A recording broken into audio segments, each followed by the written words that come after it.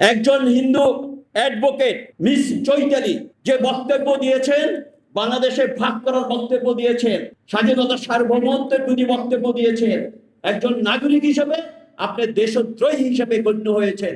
সরকারের উচিত একে অ্যারেস্ট করা এবং এই যে যত ষড়যন্ত্র বিভিন্ন ভাবে আমরা দেখতে পাচ্ছি তাকে শক্ত হাতে দমন করা।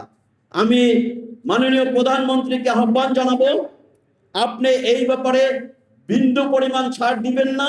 এই দেশের জনগণ 18 কোটি জনগণ আপনার সাথে রয়েছে। যদি এই দেশের স্বাধীনতা সার্বভৌমত্বের ব্যাপারে আপনি যদি কোনো আপোষ না করেন।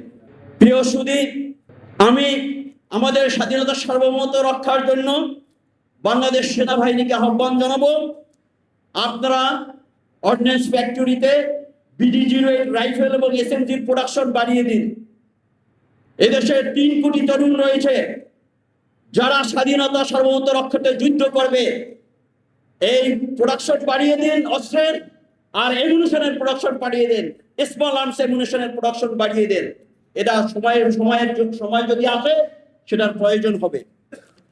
আমি পরিশেষে আবারও বলবো, গত ফ্যাসিস্ট সরকার 17 বছর ভারত যেভাবে তাদেরকে পৃষ্ঠপোষকতা দিয়েছে, যেভাবে লালন পালন করেছে, কিন্তু শেষ রক্ষা করতে পারেনি। এর থেকে ভারতকে শিক্ষা নিতে হবে।